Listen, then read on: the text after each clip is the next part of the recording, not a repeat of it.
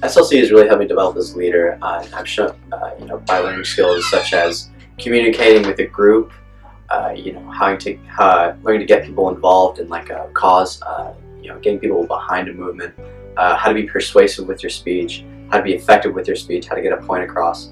And it's really helped me because with all the leaders we bring in, people such as Gary, who of course is always there, giving speeches and whatnot. It really helps, give you some tips as to, how to work with others and how to just be a strong leader.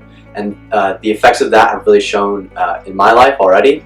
I'm a lacrosse captain this year, so all those skills I've learned have really been helpful. And in the classroom too, just leading group discussions as we do in the meetings. Our meetings are based a lot on collaboration and talking with each other and having those breakout sessions that you might have mentioned.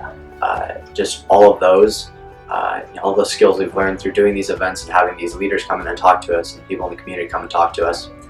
It's really developed my just my overall skills as being a leader. And I really am appreciative of Club for that. So yeah. Being a soccer player, the habits I learned in the 7 highly effective habits for teens, as well as the group activities we did in the CEF student meetings, really helped me on the soccer field as well as in school. I was able to apply the lessons to work together with my team and also not procrastinating and getting my homework done on time. The main leadership skills that I'm going to take from this Student Leadership Council at CEF to college are definitely going to be my communication and collaboration skills. Throughout my past 2 years on this Leadership Council, I've been able to learn how to effectively communicate my ideas across to other people, as well as how to actively listen to other people's ideas so that they're also incorporated and that everybody's voice is heard. I've learned a lot of skills in the Student Leadership Council. In particular, one I've learned from the book that we've read together called The 7 Habits of Highly Effective Teens. And in it, habit number 5, it says, seek first to understand, then to be understood, which I feel like develops the skill of not only communication, but also listening for when people reply back to you. Because I feel like as a leader, it's very important to understand those that you're leading. And it's important to understand where their own thoughts are coming from when they share them to you. And I think that's a skill that I've developed the most.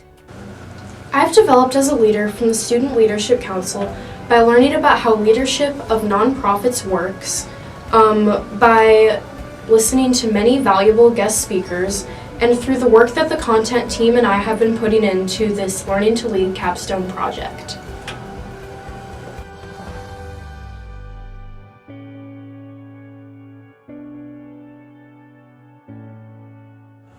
Let's see, one time we had a lady come in and she was working with us on how to communicate a task we wanted to achieve, and so the objective was to build basically a model Lego kind of thing. Without actually seeing it, you had to have your team communicate to you what it looked like and the orientation of it.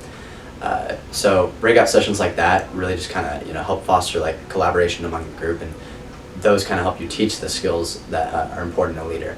My favorite session speaker during our monthly meeting was Kevin Crawford, who is now the city manager and who was also a fire chief, because he emphasized that it's also important to endure failures in order to improve yourself as an individual. My takeaways from Kevin Crawford's presentation that I've implemented in my own life were probably how he told us about what it means to overcome yourself as the biggest obstacle in your life, because he said the most important obstacle that you have will be yourself. And I know a lot of people will say, I can't do it, I can't do it, I can't do it, but you can do it, and it's just yourself that's standing in the way.